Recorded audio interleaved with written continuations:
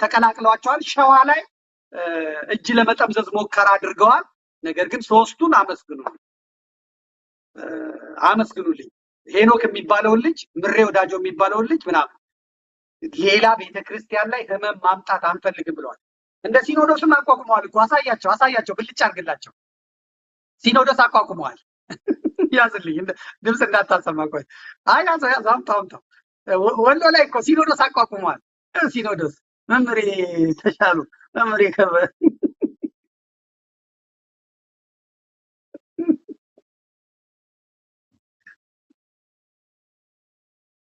እነዚያውን ሲኖዶሶች ናቸው። ላፕቶፕ አላቸው። የመሬታችንን ስንገዛ አድርገዋል። አቤት ሲኖዶስ! የወሎ ሲኖዶስ ደግሞ የሚገርም ነው። የወሎ ሲኖዶስ አንደኛው ክህነቱ ጌታ መጣ ሲባል ድርሳነ ሚካኤል ነው ምናምን ሳነብ ቅዱስ ሚካኤል በቃ ከዛሬ ጀምሮ ካህን ነህ ብሎኛል ብሎ አበምኔት ሆኖ ገዳም ይመራል። እግዚኦ! ስንት ሰው አጥምቋል። ስንት ሰው ክርስትና አስነስቶ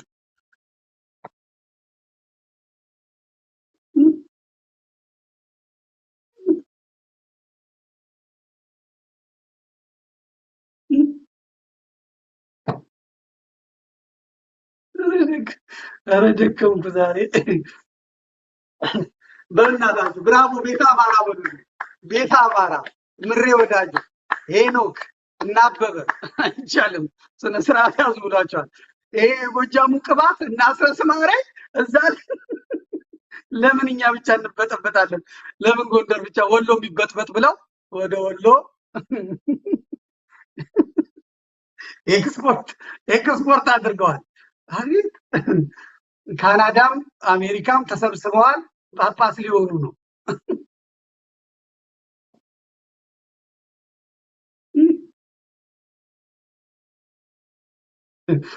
እግዚአብሔር ይስጣችሁ። በእውነት እመጣበታለሁ በሰፊው ከሊቃውንተ ኢትዮጵያ ጋርም ተነጋግረናል። ሊቃውንተ ኢትዮጵያም ራሱን የቻለ ውይይት እናደርግበታለን ብለዋል። እዛው ወሎ ያሉት ሊቃውንተ ኢትዮጵያ ጥናቱን አጥንተው እንዲመጡና ለሊቃውንተ ኢትዮጵያ ጉባኤ እንዲያቀርቡ አድርገናል።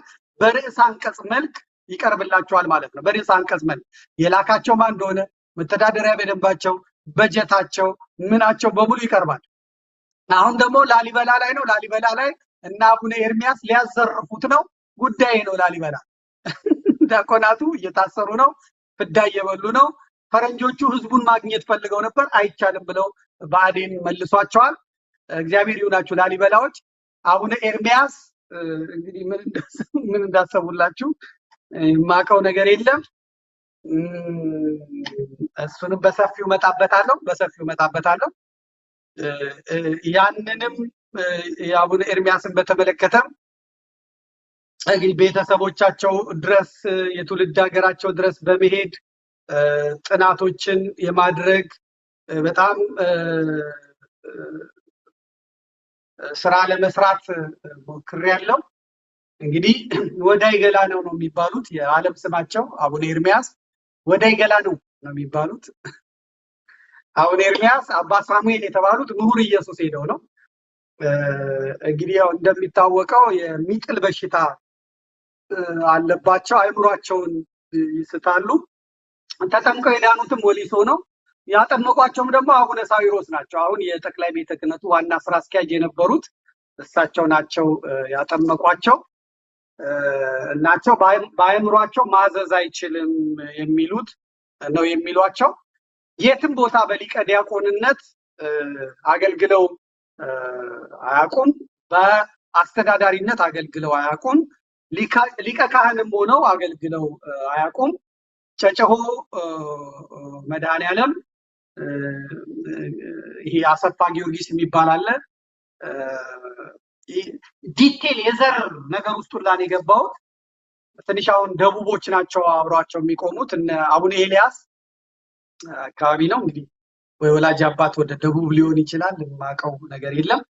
ዲቴል ሊቃውንተ ኢትዮጵያ ጉባኤ ራሱ ሄዶ እንዲመረምር በደንብ አድርጎ ነቅሎ እንዲያመጣን ያደረኩት።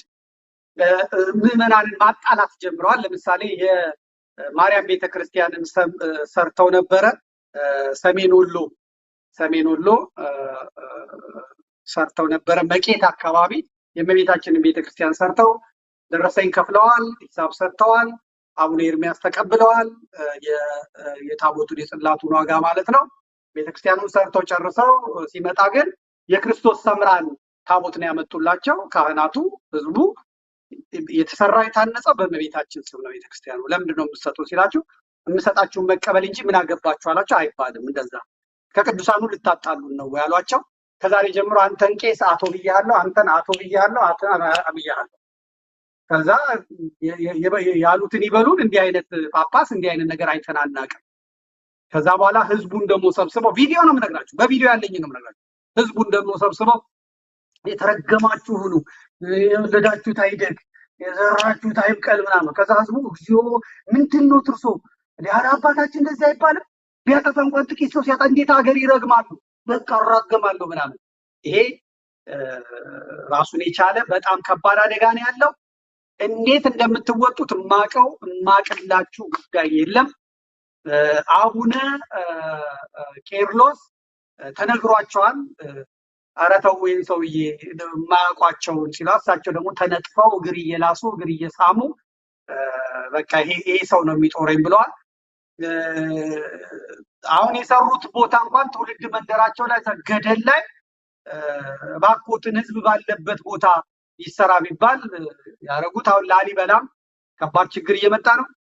እኛም የለመነውን ገንዘብ እኛ ለሰሜን ወሎ ብለን የለመነውን ገንዘብ ቀጥታ ወስደው ከአንድ ኦሮሞ ላይ በ100 ምናምን ሚሊዮን ነው በ80 ሚሊዮን ምናምን ብር ደሴ ላይ ሆቴል ነው የገዙት። አሁን እዛ ሆቴል ውስጥ ዝሙት ይሰራል፣ የልጃገረዶች ክብረ ንጽህና ይገሰሳል፣ ምናምን ይደረጋል። ይሄንን አባታችን ለወሎ ህዝብ ያበረከቱት ነው።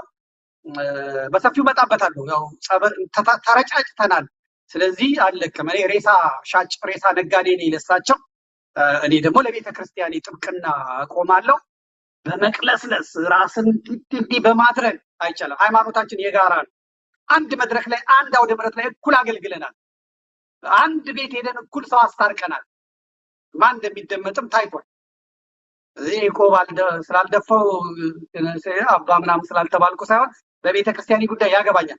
ደሴ ኪዳነ ምሕረት እና አባ መፍቀሬ ባሉበት እኩል ነው የተጠራ ነው። ያቆሉን ሰገድ ሌላ ዘማሪ እኔ እሳቸው ደግሞ ከጳውሎስ መጥተው ማለት አውደ ምሕረት እኩል ነው ያገለግል። ቤተክርስቲያን ነው እኩል ያገለግል። እኔ አበል አልተቀበልኩም፣ እሳቸው ተቀብለዋል። እኔ ግን አልተቀበልኩም። በዚህ ይበልጣለሁ። አንላቀቅም፣ እንመጣበታለን፣ እንሄድበታለን። ይሄን ስናገር ደግሞ ውሸት የሚለኝ ካለ መምጣት ይችላል። በዚህም ጉዳይ እንነጋገራለን። ላሊበላዎች ግን እግዚአብሔር ይሁናችሁ፣ እግዚአብሔር ይሁናችሁ። ምንም ላደርጋችሁ። አሁን እነዛ ዲያቆናት ይሄ አሁን የሄደው መነኩሴ እሳቸው ናቸው ያመጡት መነኩሴውን እዛ ሹመውበት ይሄው አሁን እስካን እየተደረገ ነው። ወደ ሙዚየም ይግባ እየተባለ ነው። የ40 ሀገር አምባሳደሮች ላሊበላ እንዲጎበኙ ተደርጓል። ምን እንደታሰበ መድኃኔዓለም ይወቅ፣ እግዚአብሔር ይወቅ። የፈሩ የጠየቁ ሰዎች ፋኖ ናቸው ይመጡ ተብለው ጀነራሎችና የጸጥታ ኃይሎች ናቸው ልጆቹን ስለሚያውቋቸው እንዴ ምን ማለታችሁ ነው ብለው ያዳኗቸው። እዛ የሚጠይቁ እየተገፉ ነው፣ እየተደበደቡ ነው። ጽፌበታለሁ። ከዚህ በፊት በርዕሰ አንቀጽም ተነጋግረንበታል። ድጋሚም በሰፊው መለስበታለሁ። ቤተክርስቲያኒቷ በተለያየ አካባቢ ውጥረት ላይ ናት። ጥያቄም ጠይቄ ነበር። ምናልባት ከዘር ጋር በተያያዘ የሚል ጥያቄ ጠይቄ ነበር። አማራ ክልል ስለተወለዱ እንጂ ምናልባት ሌላ ቢሆኑስ ብዬ ነበር። አይ እናታቸው እኛው ጋር ናት። አባትየውን ነው የማናውቀው፣ የደቡብ ይሆናል። ደበበ የቀድሞ ደበበ አሁን አቡነ ኤልያስ የአርባ ምንጩ ብቻ ይቅርብኝ። እኔ ይሄን በዚህ መልኩ እናልፈዋለን ማለት ነው። የላሊበላዎቹን በዚህ እናልፋለን። ታሳዝኑኛላችሁ፣ ግን ምን ላድርጋችሁ? ምን አባቴ ላድርግላችሁ? ምን አባቴ ላድርግላችሁ?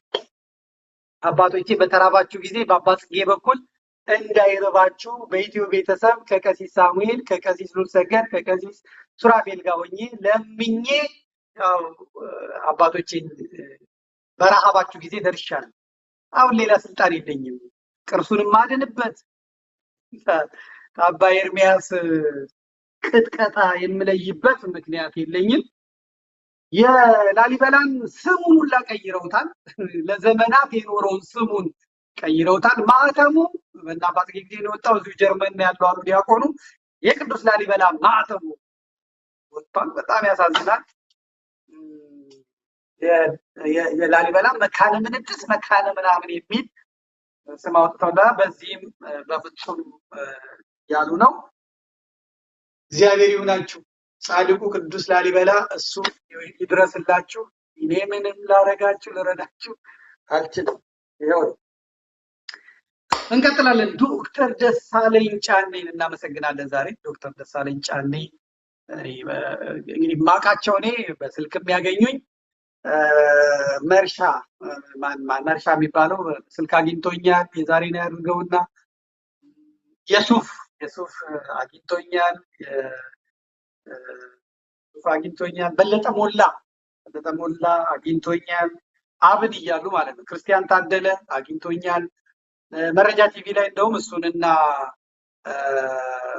ጣሂር መሐመድን ያው መረጃ ቲቪ ላይ አብንን ሆነው እንዲያሸንፉ አማራን ወክለው እንትን እንዲሉ አየር ሰዓት እየሰጠኋቸው አናግራቸው ነበረ። እነዚህ ሁሉ ዛሬ ከክርስቲያን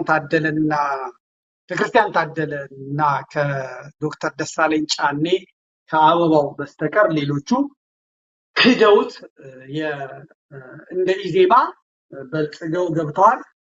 ሁሉም መቀመጫ ተሰጥቷቸዋል። ደቡብ ጎንደር ላይ፣ ሰሜን ጎንደር ላይ እና ደግሞ ወሎ ላይ፣ ራያ ላይ ተሰጥቷቸዋል። ሳይሄዱ ፎቶቸውን ልከው ፓርላማ ገብተዋል ማለት ነው።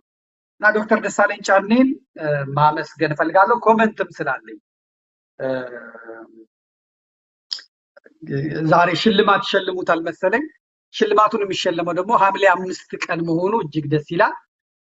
ይሄንን ያስተባበራችሁ ሰዎች ማንም ሁኑ ማንም እጅግ በጣም ደስ ይለኛል። ግን ለዶክተር ደሳለኝ ብቻ ሳይሆን ክርስቲያን ታደለ ለአማራ ብሎ ነው ዘብጥያ የገባው።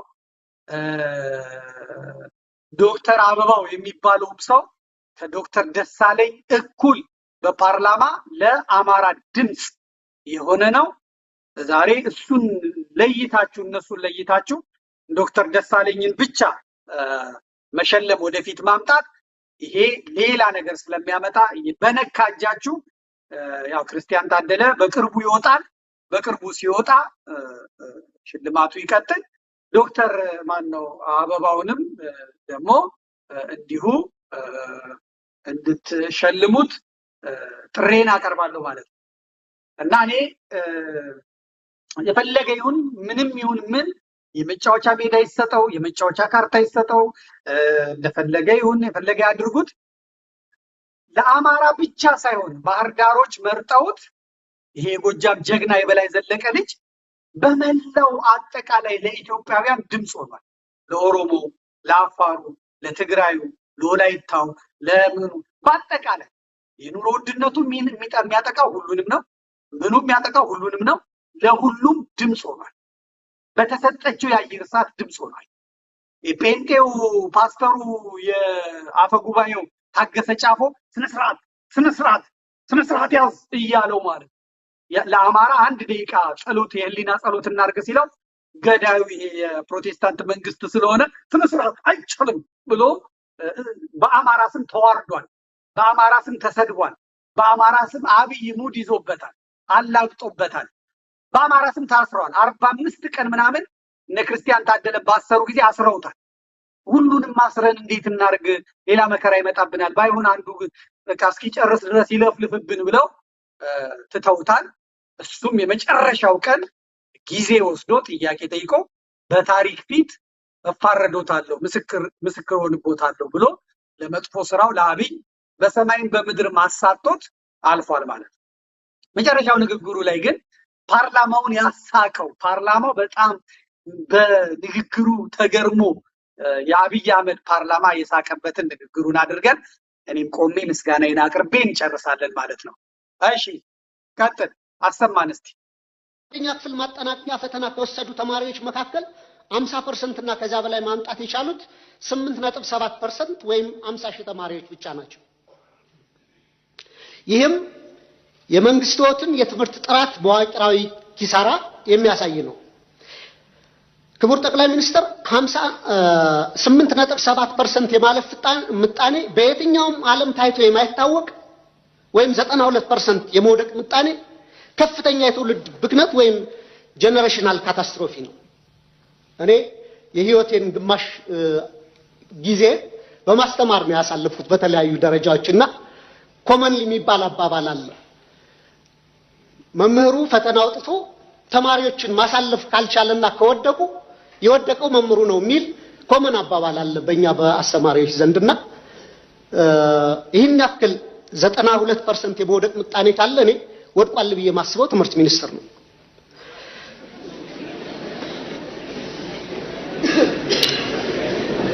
በዚህ ሁሉ ተስፋ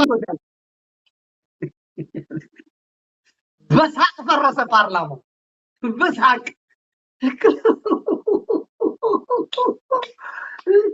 ከደቡብ የተመረጡት ከቤኒሻንጉል የተመረጡት ከአማራ ክልል የተመረጡት ትግራይ የለም። ከትግራይ ውስጥ 8 ዓመት ሞላው። ትግራይ ከፓርላማ ተባሯል።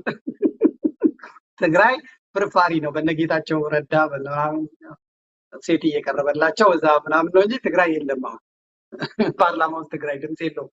ብቻ ከኦሮሚያ የመጡት ህዝብ ወክሏቸው የመጡት 90% ወድቋል። ተማሪ ከወደቀ ስራ ፈት ከሆነ ሽብርተኝነት አደገኛ ወንጀል ነው የሚበዛው እና ይሄ ደግሞ የትምህርት ሚኒስቴር ስተት ነው። የካሪኩለም ስተት ነው። የትምህርት ፖሊሲዮ የመንግስቶ የስርዓቶ የመደመር ፖሊሲዮ ያመጣው ጣጣ ነው። 8% በየትኛውም ሀገር ወድቆ አይታወቅም። ይቀጥላል። ቀጥል። አስቆራጭ ሂደት ውስጥ አልፈው ለሚመረቁ ወጣቶችም የስራ ዕድል የለም። ይባስ ብሎም ወደ 7 ሚሊዮን የሚደርሱ ተማሪዎች አሁንም ድረስ ከትምህርት ገበታቸው ተገልለው ይገኛሉ። ይህ 7 ሚሊዮን አሃዝ ከ20 በላይ የአፍሪካ ሀገራት እያንዳንዳቸው ካላቸው አጠቃላይ የህዝብ ቁጥር በላይ መሆኑንም ልብ ይሏል። ሌላው የሰባዊ ቀውስ ተመልከት፣ 7 ሚሊዮን ተማሪ ትምህርት ገበታው ላይ የለም። እነዚህ 7 ሚሊዮን ተማሪዎች ትምህርት ላይ ገበታ ላይ ባለመኖራቸው ይሄ ቁጥር 20 የአፍሪካ ሀገሮች አሉ። እያንዳንዳቸው ይሄን ያህል ቁጥር የሌላቸው ህዝብ የሌላቸው ሰዎች አሉ። ኤርትራ ሀገር ናት፣ ጅቡቲ ሀገር ናት፣ ምናምን ሀገር ናት። እነዚህ ሁሉ ተደምረው ሲመጡ ይሄ ቁጥር የላቸውም። ስለዚህ በጣም አደጋ ነው። ያልተማረ ህዝብ፣ ያልተማረ ትውልድ፣ ያልተማረ ዜጋ ሀገሪቷ ባገኘች ቁጥር ወደፊት አደጋ ነው የሚገጥመን እና ወደ ጨለማ እየወሰዷት ነው እያለ ነው ያቀረበው ፓርላማው። ይስቃሉ። እንዳያቸዋቸው የፓርላማዎቹ ሰዎች አብዛኞቹ ሴቶች ናቸው እና ወንዶችም አሉ። በጣም ሴት የሚመስሉ ወንዶች አሉ። ብዙዎቹ ሴቶች ናቸው እና ጭራሽ አደ ሲንቄዎች ሆነው ይመጣሉ እንጨት ይዘው ፓርላማው ጨሌ ዶቃ ምን አድርገው ፋሽን ሾው ይመስል ጨሌ ይዘው ይመጣ። እንግዲህ የኦሮሞ መብት ተከብሯል ማለት ነው በእነሱ ቤት። 5 ዓመት እንጨት ይዘው ቁጭ ብለው ደሞዛቸውን እየበሉ ይወጣሉ። እቤት ሲሄዱ ሀዴኮ ቴሌቪዥን ይራድ ሲያርገኝ ነው ይላቸዋል። ቴሌቪዥን ላይ እኮ አይቼሻለሁ፣ ቆንጆ ነበርኩ። እንደዚህ አትበይ፣ እንደዚህ ቅሉን ረስተሻል፣ ቅሉን እንደትያይ ይባላል።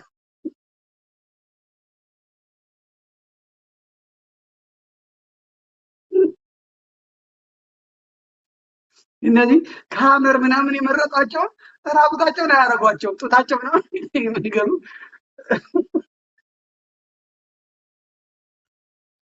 የብሔር ብሔረሰቦች መብት መከበሩ ነው። በቃ በእነሱ ቤት የብሔር ብሔረሰቦች መብት መከበሩ ነው። ገና ሲገቡ የሚነገራቸው እሺ ምንድን ነው የምናደርገው እዚህ ገብተን አሁን ምንድን ነው የምናደርገው? ጠቅላይ ሚኒስትሩ ሲናገሩ መሳቅ ሲሳቅ ይሄ በሉ። እንደገና ጠቅላይ ሚኒስትሩ ሲናገሩ በየ15 ደቂቃ ማጨብጨብ። ከዛ ይሄን የምትደግፉ ሲባል እጅ ብድግ፣ ከዛ የምትቃወሙ ሲባል ጸጥ ነው። አገባቸው ተብለው ተነግሯቸው ይሄ መመሪያ ተሰጥቶ ስልጠና ተሰጥቷቸው ነው የሚመጡት። አብዛኞቹ ተመርጠው የሚመጡ ሰዎች ሊፍት አያውቁም ነው የሚሉት እስኪ ለምዱ ድረስ። አይስክሪም አያውቁም፣ ሄሊፖፕ አያውቁም።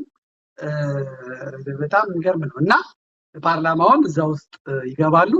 ከዛ ዶክተር ደሳለኝ የሚናገረው ነገር ዶክተር ደሳለኝ የሚሰራው ነገር እንዴት አድርጎ ይገባቸዋል? ምንም የዶክተር ደሳለኝ ነገር አይገባቸውም ማለት አድማጭ ተመልካቾቻችን፣ ምንም ነገር የሱ ነገር አይገባቸውም ማለት ነው። እዚህ ዶክተር ደሳለኝን እጅግ አድርገን እናመሰግነዋለን። ለትውልድ ነው የጮኸው፣ ለትውልድ ነው ድምፁን ያሰማው፣ ለትውልድ ነው የተናገረው። በ5 ዓመት ቆይታው ከሱ የሚጠበቀውን ነገር አቅርቧል። ዲያቆን ዳንኤል ክብረትን የምናምን ክፍለ ከተማ ሰዎች መርጠውታል። የአካባቢያቸውን ነገር እንዲነግርላቸው፣ የህዝባቸውን ነገር እንዲነግርላቸው ምናምን። አንድ ቀን ፓርላማ ላይ ሳያስነጥስ እግዚአብሔር በሚያውቀው በእውነት አላስነጠሰ። 2 ቀን አንቀላፍቷል። ካሜራ እጅ ገብቶ ተኝቷል። ከዛ ውጪ ሳይገባ የጠቅላይ ሚኒስትሩ ቢሮ ብቻ እያጸዳ ኖሯል። 5 ዓመት እግዚአብሔር ከዚህ ይሰውራችሁ። ባያብል አቶ ባያብል እንኳን 1-2 ቀን ከዶን ዴንታል የጥርስ ክሊኒክ ሕክምና ማዕከል ጋር ከዶክተር አሸብር ጋር በግዕዝ ጉዳይ ተነጋግሯል። ከዛ ውጪ የለም አለ። 5 ዓመት ሙሉ ሲያጨበጭቡ ቆይተው ወጥተዋል። ነገር ግን ዶክተር ደሳለኝ ዶክተር አበባው ምንም የታሪክ ተወቃሽ አይደሉም። ባህር ዳሮች እንኳን ደስ ያላችሁ፣ ባህር ዳሮች እንኳን ደስ ያላችሁ። ለኢትዮጵያ ድምጽ የሚሆን ለኢትዮጵያ አይፈጸም አይሁን ለታሪክ የሚቀመጡ ንግግሮችን አድርጎ ወጥቷል። በመጨረሻም ደግሞ አልወዳደርም፣ ከዚህ በኋላ ውድድር ውስጥ አልገባም፣ ደግሞ ወደ ቤተሰቦቼ መለሳለሁ፣ ቤተሰቦቼ ከፖለቲካ ነክ ነገሮች ጉዳይ እርቃለሁ፣ ህዝቤን ማገልገሌን አልተውም፣ በፖለቲካ ውስጥ ግን አልገባም የሚል ነገር ነግሮ ነበረ። ከአብይ አህመድ ጋር መገናኘቱንም አብሮ አበባ መትከሉንም ዶክተር ደሳለኝ ተናግሯል። የተነጋገሩትንም ነገር በይፋ ተናግሯል። ዶክተር ደሳለኝ አንተ እኮ ትጠቅመናለህ፣ እንዲህ አይነት ሀሳብ የሚሰጥ ሰው መኖር አለበት፣ በዚህኛው ምርጫ አልወዳደርም ስላልክ እንጂ ባህር ዳር ብትወዳደር ኖሮ እኛ እንለቅልህ ነበረ፣ እኛ አንተ በምትወዳደርበት ቦታ እንወዳደርም፣ አንተ ብቻ ታልፍ ነበረ ብሎታል። አንተ እምቢ ስላልክ ግን ተመስገን ጥሩነህን ምን ላድርግ ሰው አጥቼ አላለውም፣ ግን ያው እንደዛው በሉት እናንተ። ተመስገን ጥሩነህ የዘበኛውን እሱን ወስጄ እንትን ብዬበታለሁ፣ ምን ላድርግ እኔ ብትሰራ ደስ ይለኝ ነበር እና ደግሞ ብትቆይ ከዳንኤል ክብረትን አባርረዋል። አሁን እንትን ያባርረዋል፣ ከዚህ ከፕሬስ ምናምን አስወጥቷል። ያው ባለፈውም እንዳይመረጥ ያልከው አንተ ነህ፣ እኔ ግን ያው አንተን አልሰማሁም፣ ግን ያው እንትን ብሏል እና ምን ላድርግ ብሎት ያው ነግሮታል። እሱ ግን አይ በጣም አመሰግናለሁ እግዚአብሔር ይስጥልኝ፣ ለሌሎች የሰጡት ለእኔ እንደሰጡ ይቆጠራል። ጣሂር ገብቷል፣ ጣሂርን ሰጥተውታል መቀመጫ፣ ማነው ስሙ ሰጥተውታል፣ እንትና ሰጥተውታል። በአጠቃላይ መቀመጫ ለሚፈልጉ መቀመጫ ሰጥተዋል። እኔ ግን አልፈልግም፣ በጣም አመሰግናለሁ በቃኝ እና የተባረከ መንግስት ይሁንልዎት፣ መልካም የስራ ዘመን ብሏቸው ጠቅላይ ሚኒስትሩን ሄዷል ማለት ነው። ስለዚህ ክቡራቱ ደሳለኝን ሁላችሁም ለሰጡት አገልግሎት፣ ለሰጡት ድምጽ ለሆኑት፣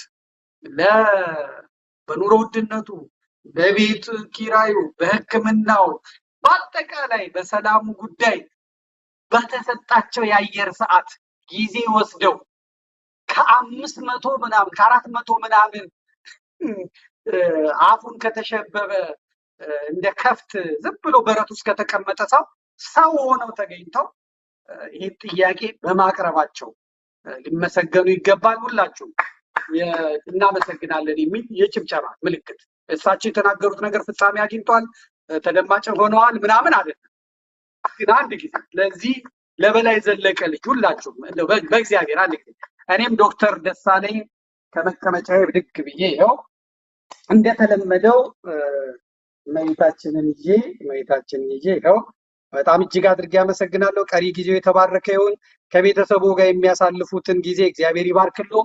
ኢትዮጵያውያን በሙሉ ኦሮሞ፣ አማራ፣ ጉራጌ ሳይል የሚጠሉት አማራን የሚጠሉ ኃይሎች እንኳን እንደው አማራ ሆነ እንጂ ይሄ ሰውዬ የተናገረው ነገር የሁላችንን ነው እያሉ በሙሉ አመስግነውታል። በሙሉ ክብር ሰጥተውታል። የሰራ ሰው፣ ለህዝብ ድምፅ የሆነ ሰው በዚህ መልኩ ስለሆነ የሚመሰገነው ሁላችሁም አንድ ጊዜ በሉ አጨብጭቡ። እናመሰግናለን በሉ። ዶክተር ደሳለኝ እናመሰግናለን። አንድ እናት የወለደችው ሰው፣ በታሪክ የማይወቀስ ሰው፣ በሄድክበት ይቅና፣ በሄድክበት ሰላምህን ይስጥህ፣ አምጣላቸው። አንተ አምጣ። የህዝቡን ጭብጨባ ይመልከቱት እንጂ ቆርጣችሁ ይሄንን በቲክቶክ ምናምን ለጥፉት ለዶክተር ደሳለኝ። እግዚአብሔር ይስጥህ። እናመሰግናለን። እንዴት ደስ ይላል። ደሳለኝ ጫኔ እናመሰግናለን። ዶክተር ደሳለኝ መማር ጥቅሙ አማራነት፣ ጎጃምነት፣ በላይ ዘለቀነት፣ ንጉሥ ተክለ ሃይማኖትነት፣ አቤት አቡነ ቴዎፍሎስነት፣ ሐዲስ ዓለማየሁነት፣ አለቃ እያሌው ታምሩነት፣ መልአከ ብርሃናት አድማሱ ጀንበሬነት፣ ዮፍታሔ ንጉሴነት፣ እጅጉ ዘለቀነት፣ አቤት የጀግና ልጅ እናመሰግናለን። እንደዚህ አድርጋችሁ የሚሰራውን እያመሰግን የማይሰራውን እየወቀስን እንሄዳለን ማለት ነው። አሁን እነዚህ ከፓርላማ ስራቸውን ፈጽመው የሄዱት አቤት አንገት ደፍተው እከካም ሆነው ፎሮፎራም ሆነው ቋቁቻም ሆነው ቤት ሲገቡ ችጋር ከዛ አቃጣሪ ሆኖ ድጋሚ ፍዳቸውን ይባል። ይሄ ግን ቀና ብሎ ይሄዳል። ኮራ ቀብረር ብሎ ይሄዳል። የሚሳቀቅበት ነገር የለውም። ለፍርድ አይቀርብም። እንደዚህ ነው የመርሃ ግብራችን። ይህንን ይመስላል። የሚሰራ ሰው በዚህ መጠን በዚህ መልኩ ይወደሳል ማለት ነው። እንግዲህ በመላው ዓለም እየታየን ነው። ኢትዮጵያውያን ይኸው እንደምትመለከቱት ነው። በየቤታቸው ሁሉም እያመሰገኑ ሁሉም ሰው እያመሰገኑ ነው። ምስጋናው ይድረስህ። መልካም ጊዜ ይሁንልህ እላለሁ ማለት ነው። እንግዲህ ሌላው በፓርላማውን እዚሁ አያይዘን ነው የምንሄደው። በፓርላማው ላይ ኡስታዝ ፓስተር አብይ አህመድም ስብከት ሰብከዋል። ስብከቱን ተሰብከን እንምጣ። ኡስታዝ ፓስተር አብይ አህመድ ስብከት የዶክተር ደሳለኝ ጫኔ የተናገሩ ቀን እሳቸው ደግሞ ስብከት ሰብከዋል። አዋቂ ናቸው፣ በሁሉ ቦታ የታወቁ ናቸው። ዶክተር አብይን የማያውቅ የለም። ታውቃላችሁ፣ ባለፉት 8 ዓመታት ዶክተሮችን ሰብስበው ስለ ቀዶ ጥገና፣ ጄኔራሎችን ሰብስበው እሳቸው ኮሎኔል ናቸው፣ ሬዲዮ ተሸክመው ኮሎኔል የሆኑ ናቸው፣ ለጄኔራሎች ስልጠና ይሰጣሉ። ፓትርያርኩንና ሲኖዶሱን ሰብስበው ካህናቱን ስለ ኦርቶዶክስ ይሰብካሉ። ያው ፓስተር ስለሆኑ እሱን ይችላሉ፣ እስላም ስለሆኑ ይችላሉ። ምን ይቀራል? ወዛደር ሰብስበው ሲሉ የነበሩ አሁን ደግሞ ዛሬ ኡስታዛችን በፓርላማ ውስጥ በአጠቃላይ ብዙዎቹ የጠመጠሙ ናቸው፣ ጴንጤና እንትኖች ናቸው። ስለዚህ ኡስታዙ ስብከታቸውን ሰምተን እንምጣ አንድ ጊዜ። እናንተ እስከዛ አጨብጭቡ ለዶክተር ደሳለኝ ጫኔ። ምስጋናችሁ ታሪክ ነው የሚቀመጠው። ያየዋል፣ እሱም ያየዋል፣ ሌሎችም ያዩታል። ቀጥል ኡስታዝ። ሃይማኖት በሚመለከት ለተነሳው ጥያቄ ኢትዮጵያ የሃይማኖቶች ሀገር ናት። ሃይማኖት በጣም አስፈላጊ ጉዳይ ነው።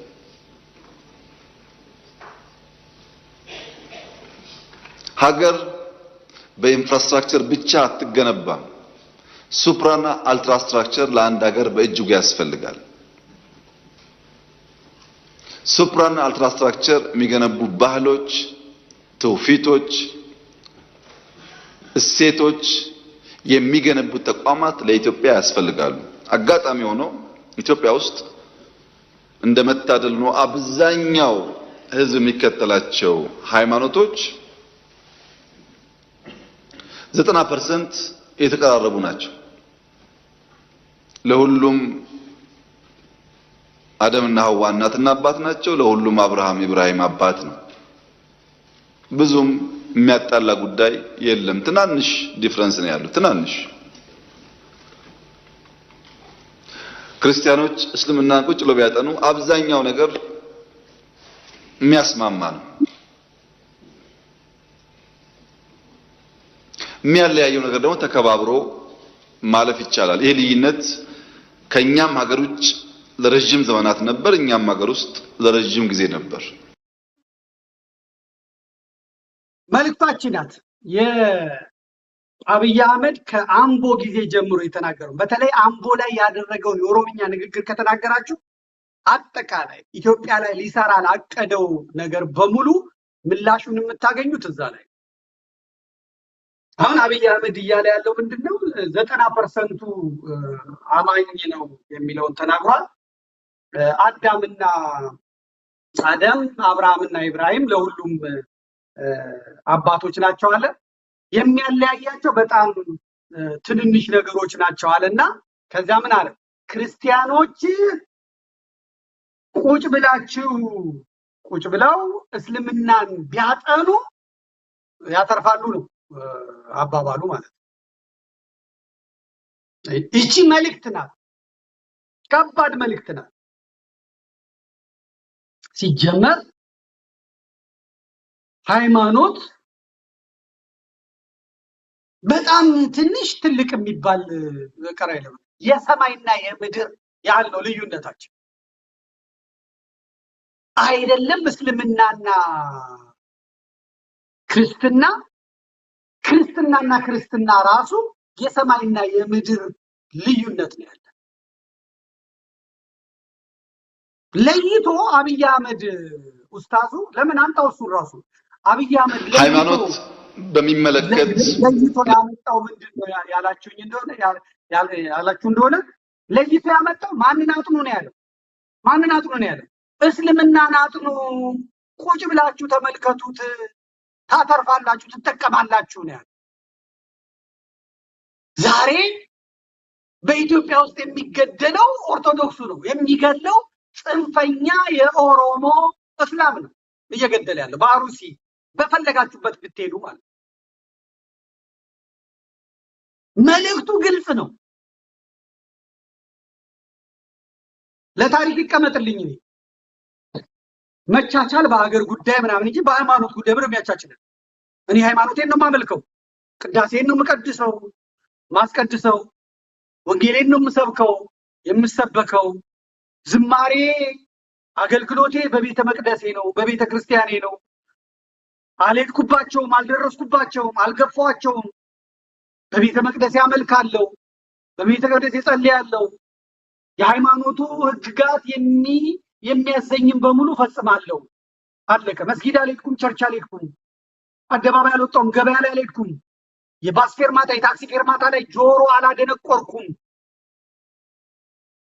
ስርዓት፣ ህግ፣ ቀኖና ያላት ናት የኢትዮጵያ ኦርቶዶክስ ተዋሕዶ ቤተክርስቲያን። እንደ ኦርቶዶክስ ሆኜ ስናገር ማለት ከእስልምና ጋር የጋራ ሀገር ነው እንጂ ያለን የጋራ ሃይማኖት የለን። እስላሞችም የራሳቸው ሃይማኖት አላቸው፣ የራሳቸው መጽሐፍ አላቸው ቁርአን፣ የራሳቸው የማምለኪያ ቦታ አላቸው መስጊድ፣ የራሳቸው የሃይማኖት አባት አላቸው ሼኮች፣ ኡስታዞች፣ ሌላም እንግዲህ እነሱ የሚያውቁት የራሳቸው የጸሎት ስርዓት አላቸው፣ የስግደት ስርዓት አላቸው፣ የአምልኮ ስርዓት አላቸው፣ የጾም ቀን፣ የጾም ወራት፣ የጾም ሰዓት አላቸው። አይመለከተኝም። ስለነሱ ጾም ለማወቅ ስለነሱ ቁርአን ለማወቅ አይመለከተኝም። ምን አገባኝ?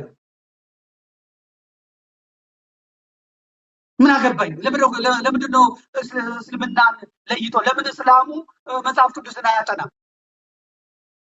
ይሄ ኡስታዝ ነው። ይሄ ጅማ ጽንፈኛ የዋሃቢ እስላም ነው። ኢትዮጵያን ለአረብ የሸጠ ሰው ነው።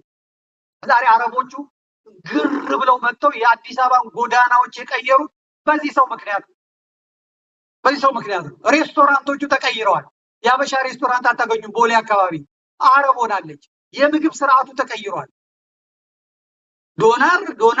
ዶነር ምናምን የሚባለው እዚህ አውሮፓን ያጥለቀለቀ የቱርክና የአረብ ምግብ ነው የገባው ከነ ባህሉ ከነ ስርዓቱ። ሪዞርቶቹ የተሰሩት ለአረብ ባለጸጎችና እስላሞች ነው። መሬት እንዲገዙ፣ ቤት እንዲሰሩ፣ ሀገራቸው እንዲሆን ይሄ የሚጸዳው ነገር በሙሉ ለነሱ መሆኑ ይታወቃል። ስለዚህ የቤተ ክርስቲያን ድምጽ፣ የኦርቶዶክሳውያን ድምጽ ኦርቶዶክሳውያን እንዳይኖሩ ማጽዳት ነው የተያዘው። ጭራሽ መጥቶ በፍጹም ስህተት ነው።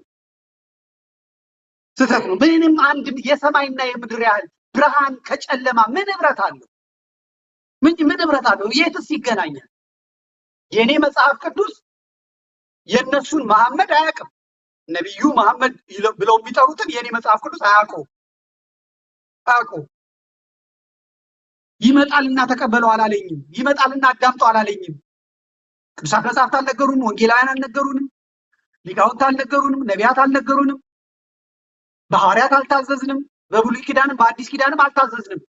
እስልምናን የማጥናት ግዴታ የማወቅ ግዴታ አላውቀውም። እስላሞች እንዳሉ አውቃለሁ። ሃይማኖት እንዳላቸው አውቃለሁ። የሚያመልኩ እንዳሉ አውቃለሁ።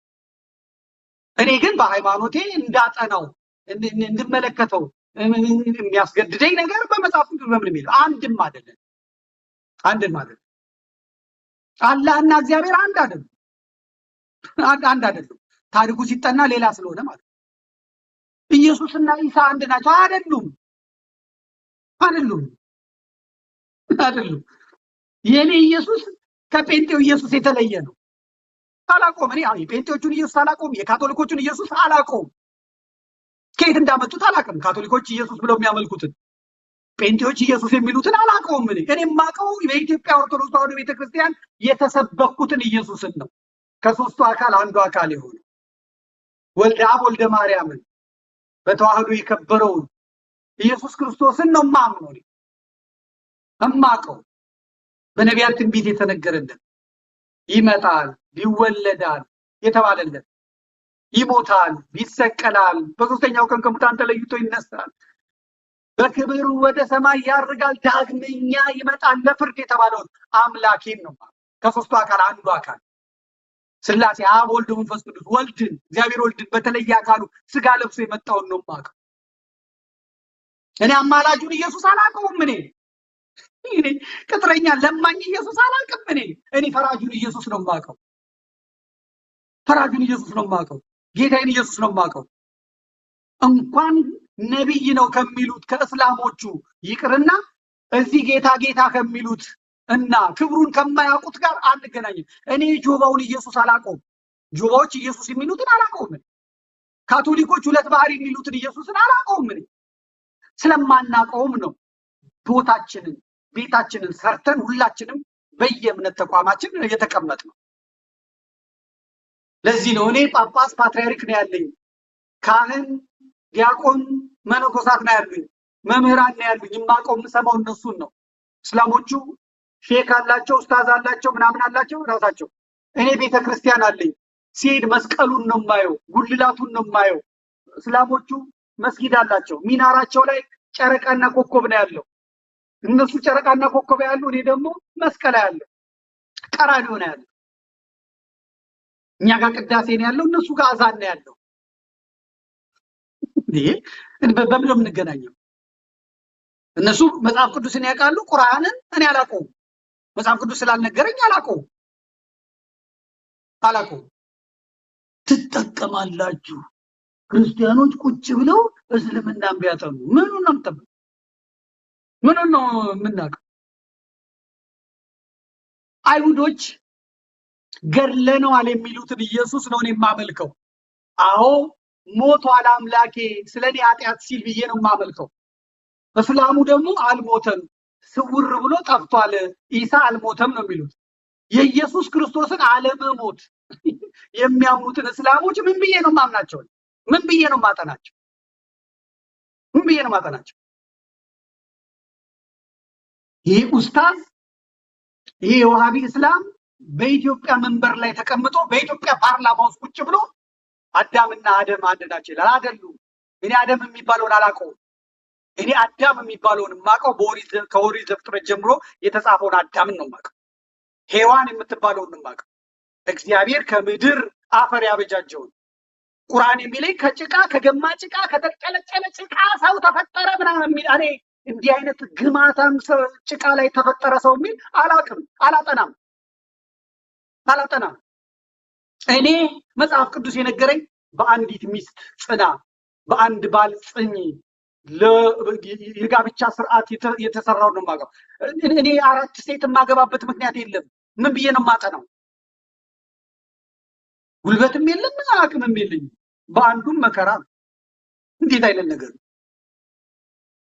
እንዴት አይነት ነገር እኔ ተስፋ መንግስተ ሰማያት ነው የማደርገው መንግስተ ሰማያት ነው ተስፋ የማደርገው አለቀ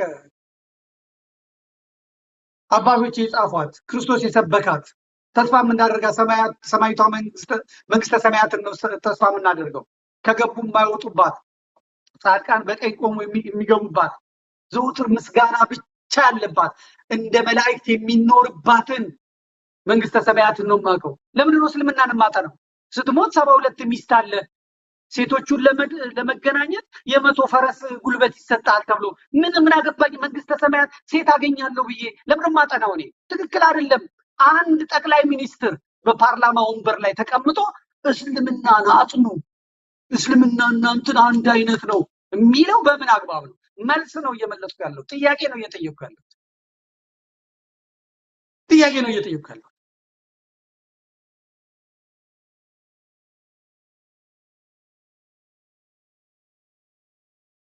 ሌላም ጉዳይ ማለት ነው በሌላም ጉዳይ ስለዚህ አሁን ይሄ እስልምናን መጥላት አይደለም እስላሞችን መጥላት አይደለም አያገባኝም ምን አገባኝ እኔ የራሴን ሃይማኖት ይዤ ወንድምን እንደራሱ ወደድ ይለኛል ወደዋለሁ አንድ ሀገር ነው ያለን በሀገራችን ጉዳይ ላይ አንድ እንሆናለን በሃይማኖቱ ጉዳይ ቤቱ ነው የሚችለው ሃይማኖቱ ነው የሚችለው ከኔ ጋር ምን ያገናኛል ከኔ ጋር ምን አገባው ለምን ቁርአን እሱ ለምን መጽሐፍ ቅዱስ መጥቶ ያጠናል ለምን ያጠናል ከፈለገ መብቱ ነው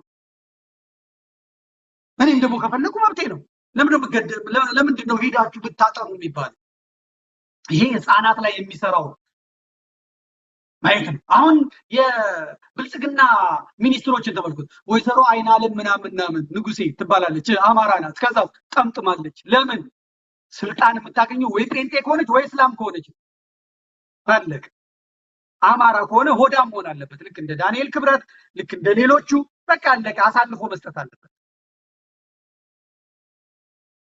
በፓርላማ ላይ እስልምና እንደዚህ ነው አጥሙ ምናምን ቀጥሎ ደግሞ በሰይፍ ልታስጠናን ነው ማለት ነው አሁንም እንደዛው ነው እያረክ ያለው ይሄን ከተናገረ በኋላ ቀጥታ አሩሲ አሰኮ ላይ ምንድነው የተደረገው ኔትወርክ ጠፋ እንደገና ጭፍጨፋ ጀመሩ እስልምና በኢትዮጵያ ውስጥ በመንግስት ፖሊሲ ምክንያት በአሩሲ እየጸዳ ነው በኦሮሚያ እየጸዳ ነው የኢትዮጵያ ኦርቶዶክስ ቤተክርስቲያንን እያጸዳ ነው እስልምናው ማለት በመንግስት ፖሊሲ መንግስት ባወጣው ፖሊሲ ምክንያት እንዲህ አይነት ኡስታዞች ፓርላማውን ይዘው ጠቅላይ ሚኒስትርነቱን ቦታ ይዘው ከአረብ ሀገር ያመጡትን ቢሊየን ዶላሮች የኢትዮጵያ ባንክ ብሔራዊ ባንክ የኢትዮጵያ መንግስት የኢትዮጵያ ፓርላማ አያገባውም ራሴ ነኝ ያመጣሁት የፈለኩትን እሰራበታለሁ ብለው እስልምናን እያስፋፉበት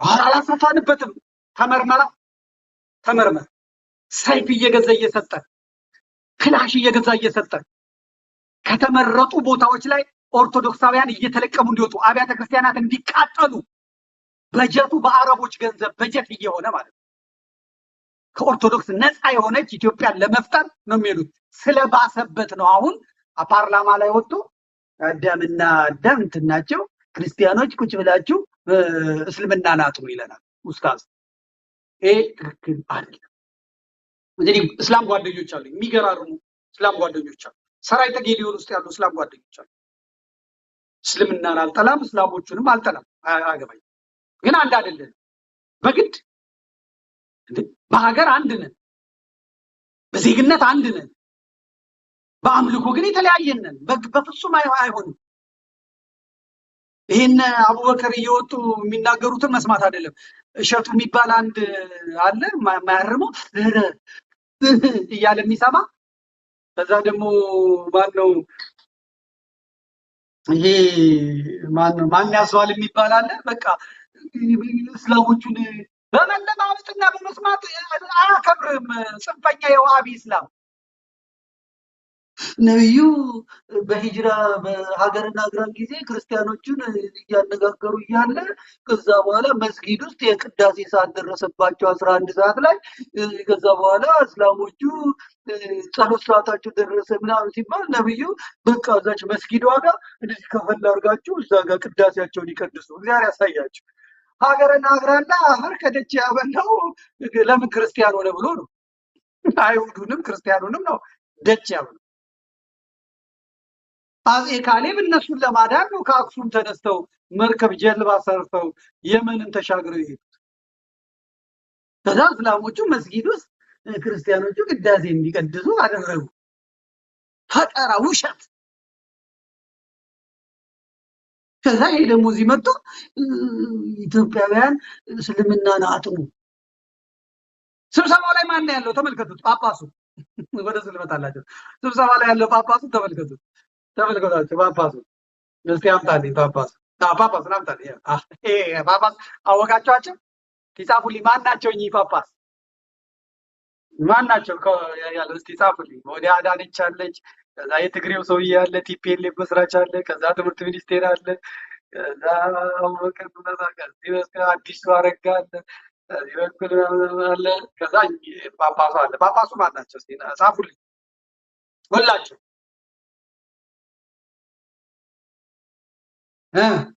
ጻፉልኝ።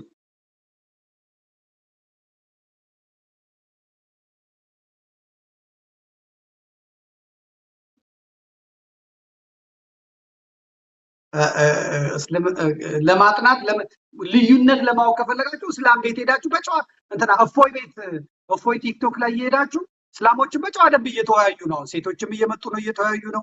ኡስታዞችም እየወጡ እየተወያዩ ነው። በጣም ጨዋ ሆነዋል። አሁን ትንሽ የሚሳደቡ ሰዎች አሉ። እነሱ ተናደው ቶሎ ይወጣሉ። ግን ሌላው በደንብ እያጠና ነው። እነሱም መጽሐፍ ቅዱስ አምጥተው እንዲህ ይላል እያሉ ነው እስላሞቹ። እነ እፎይም ደግሞ እነ ክርስቲያን ምናምን የሚባሉ ደግሞ ጥሩ አድርገው ገልጠው እያስተማሩ ነው። እንግዲህ እንትን እየተባባሉ እፎይ ቤት መሄድ እንጂ እዛ ማየት ይቻላል። የማይቀፋችሁ ከሆነ እዛ ሄዳችሁ መማር ነው እንጂ እንትን የለም። እንግዲህ ማናቸው? ፓርላማ የተጠሩትን ሰዎች እመቤታችን ቤዛዊት ዓለም አትባልም፣ ቤዛዊት ዓለም አትባልም፣ ቤዛዊት ዓለም አትባልም፣ ኢየሱስ ጌታ ነው፣ አሜን ሃሌሉያ የሚሉት አባታችን ናቸው። ሳህለ ማርያም ቶላ የሚባል ምርጥ ኦሮሞ ተብለው የተሾሙት አባታችን ናቸው። ፓርላማ የተባለው ከግራ ከቀኝ ያሉት በሙሉ ፕሮቴስታንቶች ናቸው።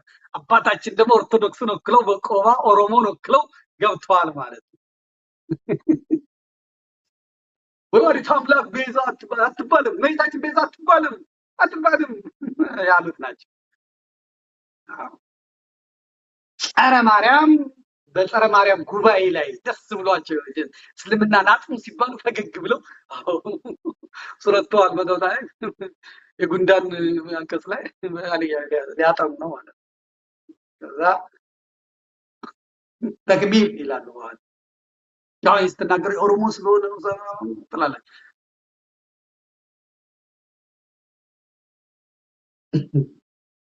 እና እስልምናን አጥኑ እና ያለን እስቲ እንግዲህ አባ ገብርኤል ያጠናውን ይነግረናል ማለት ነው። ወደ መጨረሻው ነው የምንሄደው። ጨርሰናል። እንደዚህም በጣም እንቆያለን ብዬ በእውነት አላሰብኩም ነበር፣ ግን የተለመደ ሆነ። እናንተም እሑድ ነው የትም ስለማትሄዱ ነው መጨረሻው እንሄዳለን ማለት ነው። መነኮሳት ጉዳይ መዝጊያ እናደርጋለን። ረሃቧን መጨረሻ ላይ ጠቅ አድርገናት እናልፋለን። የመነኮሳት ጉዳይ እንግዲህ ጀምረነዋል። የከተማ መነኮሳት ወደ ገዳም ግቡ ብለናል።